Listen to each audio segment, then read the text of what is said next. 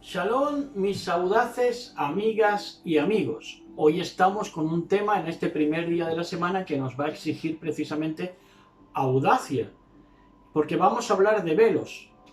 Y cuando se habla de velos, se puede hablar de descorrer el velo o de correrlo, ¿no?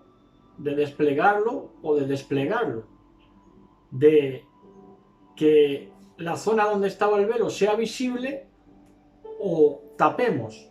El velo puede servir o para tapar o para descubrir. En este caso nosotros, nuestro propósito, por supuesto, es descubrir. Descubrir las escrituras, la palabra de poder y seguir el rastro que nos ha dejado nuestro Mashiach por medio de su palabra. Y vamos a abrir con Éxodo 36, 35 al 38. Vamos a hablar, el tema de hoy va a ser Yahshua, Moisés y el velo. E iniciamos con Éxodo, Shemot 36, 35 al 38, que dice así. Dice, hizo el velo de púrpura, violeta y escarlata, de carmesí y lino fino torzal, bordó en él unos querubines, hizo para colgarlo 4 postes de acacia revestidos de oro y provistos de ganchos de oro, fundió para ellos 4 basas de plata. Hizo para la entrada de la tienda una cortina de púrpura, violeta y escarlata, de carmesí y lino fino torzal, labor de recamador, con sus 5 postes y sus ganchos. Revistió de oro sus capiteles y sus varillas y fundió en bronce sus 5 basas. En todo esto hay un gran calado profético porque nos habla de números, por ejemplo las 5 basas, también nos habla de ganchos, nos hablan de elementos del Mishkan, de la tienda de reunión. Pero destacamos por encima de todo, a lo que nos ocupa hoy es el velo. El velo que cubría el lugar Kadosh del Kadoshim y del Santo al Santísimo, y que dice que era violeta y escarlata. Esto representa tanto los números como los colores y el tejido también de lino. Tienen grandes representaciones, pero no es el caso que nos ocupa hoy entrar a lo que representa a lo que representa cada elemento, ¿no? Y al color y a la tipificación de cada cosa, sino que sobre esto vamos a ir de pasada, pero sí mencionamos que el violeta y el púrpura, violeta y el escarlata el escarlata representa la sangre, pero también la realeza, y el violeta o púrpura, por encima de todo, es la nobleza. La nobleza, representa la nobleza.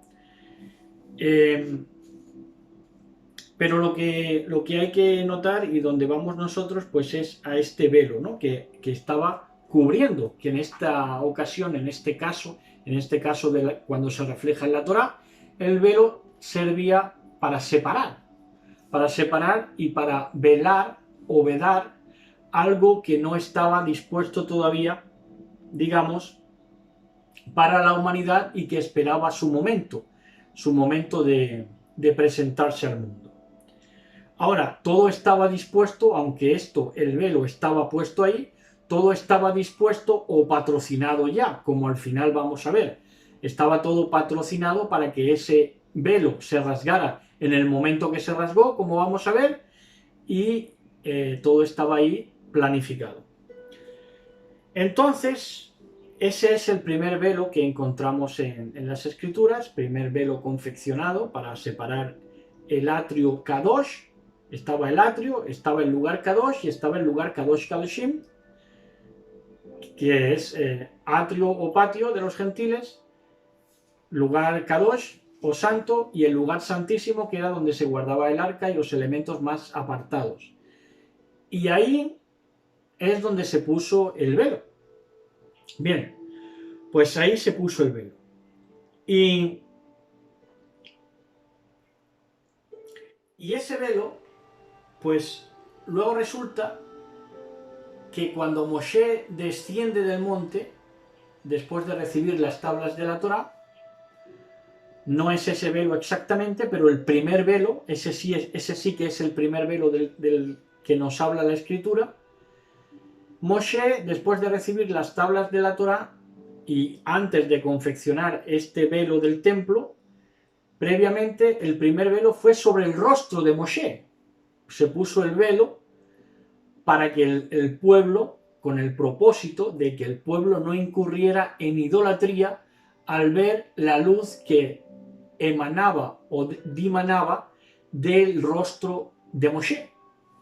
Con este propósito, para que Moshe no fuera reverenciado de una manera idolátrica, por eso se puso el velo sobre el rostro. Ahora, si el rostro de Moshe se impregnó de esa de esa luz, ¿de dónde salió ese resplandor? Pues vimos que tuvo contacto con Elohim en la zarza, ¿no? Y en la zarza ya salió un resplandor, un fuego. Pero sea que fuera en la representación de la zarza, en la forma de la zarza, o sea que fuera de verlo cara a cara, como dice la Torá, pues la or que emanaba hacia el rostro de Moshe tuvo que ser algo tremendo para que el rostro de Moshe, como decimos, se impregnara, los poros de su piel se impregnaran y se humectaran de esa or, de esa luz. Ahora, ¿de dónde salía ese resplandor? ¿De dónde salía esa luz? Pues esa luz está en Juan 8:12, Yohanan 8:12, que nos dice así.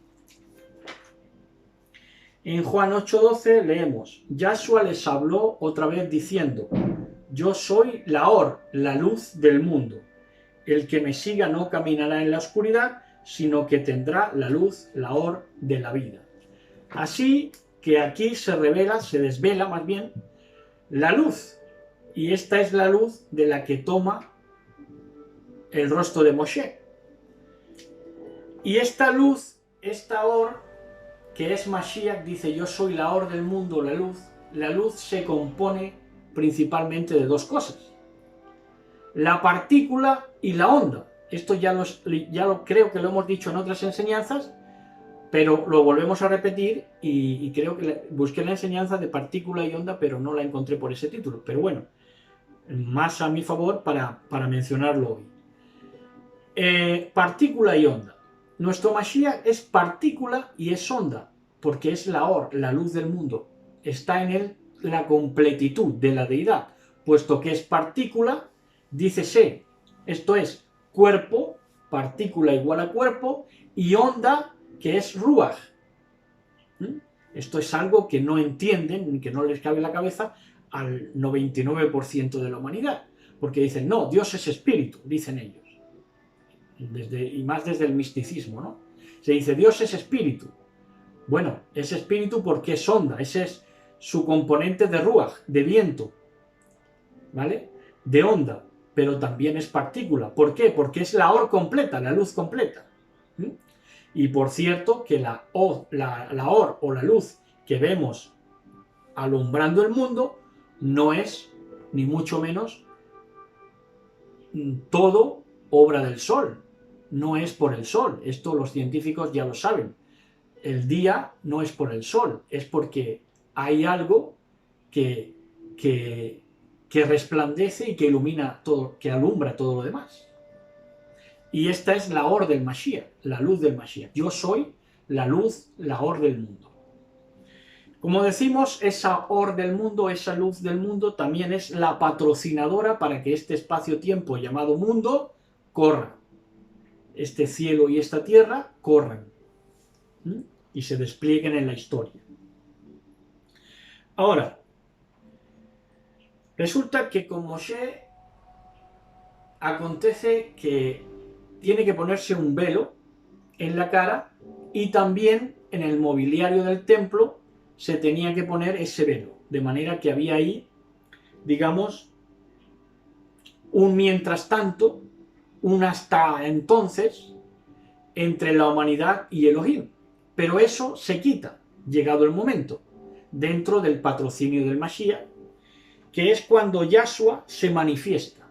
Yo soy la Or del mundo, la luz del mundo, viene, se encarna y acontece ya en su muerte y su resurrección. Matillahu 27, 50 al 52, que dice de la siguiente manera.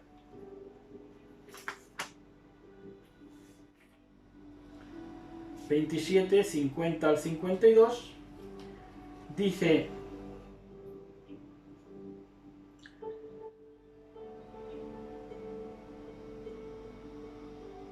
pero los otros dijeron: deja, vamos a ver si viene Elías a salvarle. Pero Yahshua, 50, pero Yahshua, dando de nuevo un fuerte grito, exhaló el Ruach, el espíritu. En esto, el velo del Mishkan, del santuario, se rasgó en dos, de arriba a abajo. Tembló la tierra y las rocas se partieron. Se abrieron los sepulcros y muchos cuerpos de Kadoshim, de santos difuntos, resucitaron. Y saliendo de los sepulcros después de la resurrección de él, entraron a la ciudad de Kadosh y se aparecieron a muchos. Bueno, el caso es que el velo se rasgó en dos. Lo que antes estaba oculto ya no está más oculto.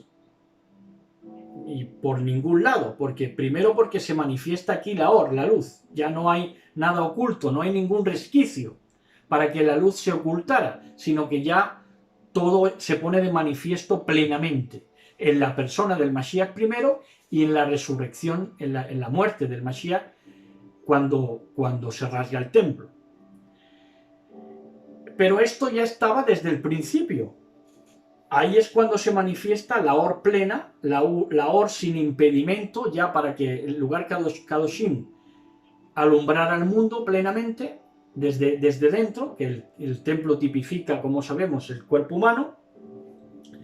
Entonces, esto ya estaba, aunque esta era la manifestación, la muerte del Mashiach, la rasgadura del velo, pero esto estaba ya planificado desde Bereshit 1.1, porque en Bereshit 1.1 dice que en el principio, noten esto, porque esto va a ser enriquecedor de entenderlo hoy, dice: en el principio creó Elohim el cielo y la tierra. Aquí está, en el principio. Esto estaba anunciada, la manifestación del Mashiach y todo el correr de este patrocinio del Mashiach, que ha sido este correr de la humanidad, de este espacio-tiempo, estaba en el principio, creó. En el principio. Ahora, entiéndase en el principio no una datación, un fechado, sino un encabezado, porque cuando dice en el principio, en hebreo sería Rosh o Reish, y entonces ya ahí no habla de una datación o de un fechado, sino de un encabezado. En el principio, entonces sería para entender que ese en el principio no sería una fecha, sino que en el principio sería un encabezado, esto es, no una fecha de tiempo, sino un personaje, una cabeza pensante que despliega toda la creación. Ojo a esto, porque esto es digno de verse. Y entonces nos encontramos con Apocalipsis, ahora Juan 1.3, Juan 1.1 al 3, que dice así, dice: en el principio, en el Rosh, en la cabeza de la creación, que es el Mashiach, por supuesto, dice: en el principio, en el Rosh, o en el Reish, de Bereshit. Bereshit, diríamos que es, Bereshit es en la mente, en la cabeza. Bereshit, en la cabeza, en el principio, en Mashiach creó Elohim los cielos y la tierra.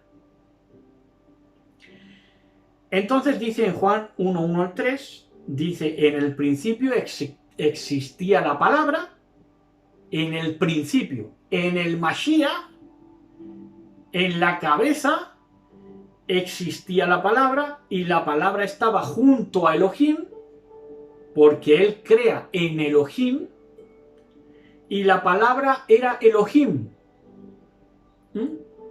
Porque la palabra, al fin y a la postre, es onda. Pero esa onda viene de la partícula, que es el Mashiach, que es la luz. Ahí se despliega la luz. Por eso tenemos que la palabra alumbra. ¿Por qué? Porque es partícula y es onda. Es espíritu y es también cuerpo. Entonces dice, ella estaba en el principio junto a Elohim. Todo se hizo por ella, como luego también desplegaría Shaul, que el creador no fue lo que entendemos o habíamos entendido por el Padre, sino que el creador es el Mashiach. Entonces dice, todo se hizo por ella, por la palabra, y sin ella no se hizo nada. Lo que se hizo en ella era la vida, y la vida era la luz de los hombres. Y la luz brilla en las tinieblas, y las tinieblas no la vencieron. Aquí está una microhistoria de la humanidad. Pero dice que también Shaul desarrolla que todo lo que se ha hecho no fue hecho sin el Mashiach, dice ese verso. Dice, y sin él nada de lo que ha sido hecho fue hecho. ¿Sin qué? Sin el Mashiach. Porque él es el creador y el posibilitador, ya que es la partícula de donde vienen las ondas. De hecho, si profundizamos más, en el principio también dice, en el verso 2, dice en Bereshit, perdón, en el verso 2, diría que en el principio revoloteaba sobre la faz de las aguas. Entonces, la faz de las aguas serían esas ondas, pero lo que aleteaba era un cuerpo, era una partícula, era el mismísimo cuerpo del Mashiach, desplegando la creación. Entonces, ahora sí, nos vamos para entender la creación, acabar de entenderla, nos vamos a Apocalipsis 3:14, que dice así. Dice, al ángel o al mensajero de la congregación de la Odisea, escribe, así habla el Emet, el testigo fiel y veraz, el principio de la creación de Elohim. Aquí está la desvelación. Aquí está ya, si teníamos algún velo lastrante, pues aquí desaparece si atendemos a la palabra de poder, porque dice, se presenta el mismo Mashiach como el principio de la creación de Elohim. Entonces, él es ese, en el principio creó Elohim los cielos y la tierra. ¿Dónde se crean? En Mashiach. No en una fecha histórica, no en el año 1 del día 1, sino en la cabeza que es el Mashiach, la cabeza de los siglos. La cabeza, el representante, el patrocinio. Cuando decimos nosotros patrón, por supuesto, patrocinio viene de la misma raíz. El patrón es nuestro amo y el patrocinio es por él. Si no, no hubiera corrido este espacio-tiempo. Él lo ha patrocinado desde el principio, desde Bereshit, porque él es la cabeza, él es ese principio en el que se fundamenta toda la historia humana. Quieranlo o no quieranlo, pero es así. Y hasta aquí esta enseñanza. En Mashiach se crean en el principio, en él, en su cabeza, se crean, y en su despliegue de poder por su palabra, se crean los cielos y la tierra. Y esto pues es muy rico de entender. Y todo velo se quita. Tanto ese velo que, por cierto, también ese velo, como hemos dicho antes, que se puso Moshe para que no se idolatrara a Moshe, pero ahora Yahshua HaMashiach rasga el templo, el velo del templo en su muerte, para que todos entendieran que ahí ya no hay idolatría, ya no hay que tener cuidado con la idolatría acerca de su persona, porque con Moshe sí había que tener cuidado, por eso se pone el velo, pero él lo rasga, porque dice, yo soy. ¿Yo soy qué? Yo soy la or del mundo, la luz del mundo. La partícula, el cuerpo, que es el Mashiach, y la onda, que es ese Ruach eterno que reverbera con su palabra imperecedera, trascendente y todopoderosa. Y hasta aquí, espero que haya quedado claro y que todos estos movimientos que pululan por ahí de judeolatría, pues ya se venzan con la verdad y deje de propagarse pues una judeolatría que de ahí viene, no tiene otro origen, que de ahí viene el decir que Yahshua HaMashiach no es Yahweh, que el Hijo no es también Padre. Así que toda esta judeolatría se basa en malentendidos, de no entender lo que es la or, de no entender lo que es la partícula y la onda, la or del mundo, la luz del mundo, y no entender que ese velo se rasgó y que definitivamente, pues, como hemos leído en este verso de Apocalipsis, pues, que es así, ¿no? Finalmente lo vamos a volver a leer para recrearnos. Dice en Apocalipsis 3:14, dice: al ángel de la congregación, al mensajero de la congregación de la Odisea, esto es, la tibia la Odisea, la sincrética, la mezclada, la judeólatra también, la mística, dice: así habla el Emet, el testigo fiel y veraz, el principio, el Reish de Bereshit, la cabeza de la creación, el principio de la creación. En él se fundamenta todo el despliegue energético de lo que conocemos como mundo, como cielo, como tierra. Shalom a todos, besos y abrazos para todos y todas.